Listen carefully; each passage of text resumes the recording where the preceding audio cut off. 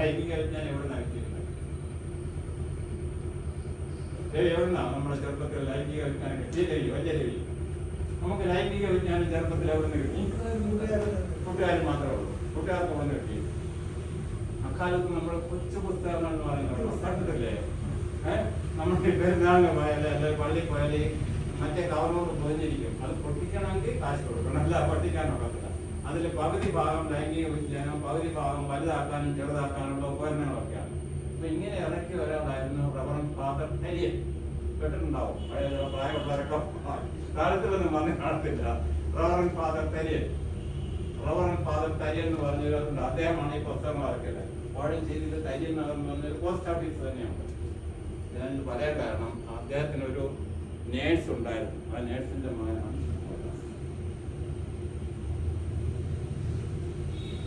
അതുകൊണ്ട് എനിക്ക് ഈ കഥ അറിയാവുന്നുണ്ട്. ഷൺമുഖദാസ് സൗജന്യമായിട്ട് എനിക്കൊരു ട്രാൻസ്ഫർ തന്നു. എന്ന് മാത്രമല്ല, എൻ്റെ എയ്ഡ്സ് എന്നുള്ള പുസ്തകത്തിന്റെ അവതാരിക എഴുതിയതും അദ്ദേഹമാണ്. ഈ വി.എസ്. സുധീരൻ, ധീര സുധീര എന്ന് പറയും. ഈ സുധീരനെ ഒരിക്കലും വെള്ളം കൊടുക്കും ആരോഗ്യമന്ത്രിയായിട്ട്. എനിക്ക് മാവേലിക്കരയിൽ നിന്ന് ട്രാൻസ്ഫർ കിട്ടിയെന്ന് പറഞ്ഞു. തിരിച്ചു കിട്ടിയില്ല. അതിന്റെ വാശിക്ക് ഞാൻ ലീവ് എടുത്തു. സർക്കാർ സർവീസ് വേണ്ടെന്ന് വെച്ചാൽ 5 കൊല്ലം പ്രൈവറ്റ് ഹോസ്പിറ്റലിൽ വർക്ക് ചെയ്തു. അക്കാലത്താണ് സുധീരൻ ആരോഗ്യമന്ത്രിയാകുന്നത്. സുധീരൻ ചേർത്തലയിലെ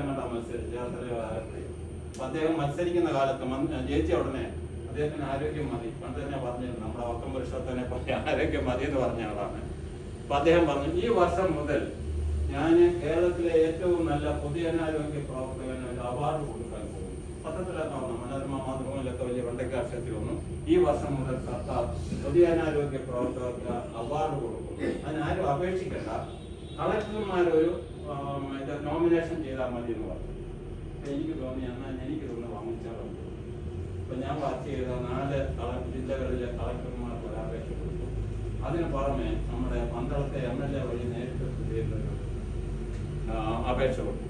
സുധീരനൊന്നും ചെയ്യാൻ പറ്റാറുണ്ട്. കാരണം സുധീരൻ ഉദ്ദേശിച്ചത് അദ്ദേഹത്തെ തെരഞ്ഞെടുപ്പിൽ സഹായിച്ച ഒരു മഞ്ഞ വസ്ത്രം എന്ന് ഞാൻ പറയുന്ന സമുദായത്തെ കാണിക്കാനല്ല, പീതാംബരൻ എന്നായിരുന്നു അദ്ദേഹത്തിന് പേര്. കെ പീതാംബരന് 1-2 ചെറിയ കൊച്ചു പുസ്തകങ്ങളൊക്കെ, മറ്റേ കൊച്ചു പുസ്തകമല്ല, ക്ഷയം പുസ്തകം എന്നൊക്കെ പറഞ്ഞ് ബോറടിക്കുന്ന 1-2 പുസ്തകങ്ങൾ എഴുതിയായിരുന്നു. അപ്പൊ അദ്ദേഹത്തിന് അവാർഡ് കൊടുക്കണമെന്നുള്ള താല്പര്യത്തിന് അദ്ദേഹം പ്രസ്താവന ഇറക്കരുത്. പക്ഷെ എല്ലാ 4 കളക്ടർമാർ വഴി എന്റെ റിക്വസ്റ്റ് ചെയ്ത് കഴിഞ്ഞപ്പോൾ സുധീരനെ ഒന്നും ചെയ്യാൻ പറ്റില്ല. സുധീരനെ എനിക്ക് തരാമായിരുന്നു പറഞ്ഞു.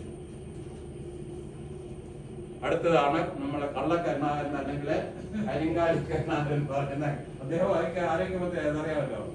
അദ്ദേഹം ആരോഗ്യമന്ത്രിയായിരുന്നു. അദ്ദേഹത്തിന്റെ അനുചരനായ KK നായർ, അതും അളവന്നോ കരിങ്കാലി എന്ന് പറയുന്ന KK നായർ, ഇവർ 2 പേരും കൂടെ എനിക്ക് പണ്ട് കാലത്ത് വലിയൊരു ചേർത്ത് ചെയ്തു. അങ്ങനെ ആ ചേർത്ത് ചെയ്താണ് എന്നെ പത്തനംതിട്ട ആശുപത്രിയിൽ നിന്ന് കോഴഞ്ചേരി ആശുപത്രിയിലേക്ക് മാറി. ഞാൻ ഒരുപാട് പിടിച്ചു നോക്കി. വന്ന് തൽക്കാലത്ത് ഈ കാലിൻഡായെന്നൊക്കെ പറഞ്ഞാൽ കരുണാകരൻ എക്സിലേക്ക് കേൾക്കുമായിരുന്നു. ഇത് കരുണാകരൻ കേട്ടില്ല. അവസാനം ഇതെല്ലാം അന്വേഷിച്ച് വന്നു കഴിഞ്ഞപ്പോഴാണ് പറയുന്നത്, ഇവരൊരു കുരുക്കിട്ട് കഴിഞ്ഞാൽ അവർക്ക് മാത്രമേ അഴിക്കാൻ ഒക്കത്തുള്ളൂ. അപ്പൊ KK നായർക്ക് മറ്റു ചില ഡോക്ടർമാരുടെ ആവശ്യപ്രകാരം